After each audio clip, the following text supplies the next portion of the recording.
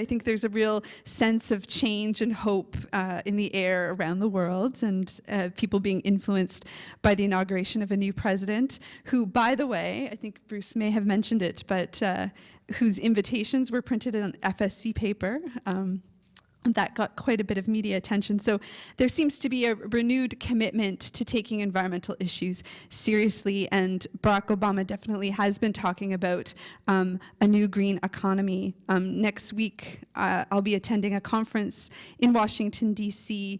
That is on green jobs, and part of that is a lobby session with the Congress and with Barack Obama, and the timing was deliberate to take advantage of this new administration and try to build a green economy.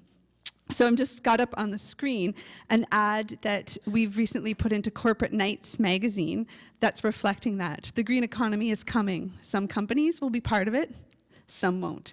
Help protect Canada's boreal forest. Only buy paper and lumber products from companies that manage our boreal forest responsibly by conserving intact forest areas and achieving Forest Stewardship Council certification.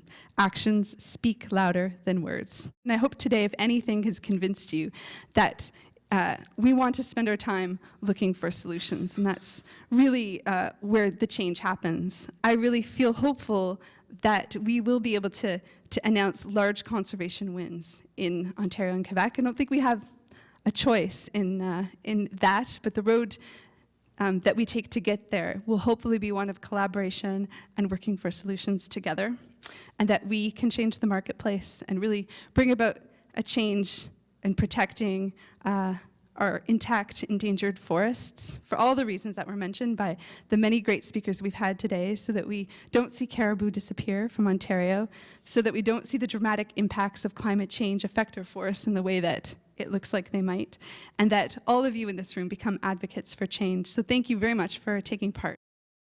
The boreal forest is one of those gifts where we have a real responsibility, and each and every one of us has a role to play in protecting the boreal forest. And I want to talk about managing risk, but more importantly, I want to talk about driving change. Currently, the boreal forest is, frankly, fraught with risk. There is, in domestic customers of paper and wood products, a growing awareness of the damage that is happening in the boreal forest and the role that the boreal forest can play in climate change mitigation. Foreign markets, which tend to be a lot more environmentally aware and developed, if you look to Europe, are, again, a real risk as they start to recognize the damage that is happening in Canada's boreal forests. First Nations and First Nations disputes that have continued to drag out and really be an international, a national disgrace when you look at everything from the unemployment to the fact of boil water advisories throughout many remote and northern First Nation communities. And then, of course, we are part of the risk as well, NGOs that are out there actively campaigning, and whether it's Greenpeace, WWF, David Suzuki, we are out there exposing a international and I think a national disgrace of what has been happening in our boreal forest. So if this just carries on, we will have ongoing conflict and risk and lack of certainty in the market.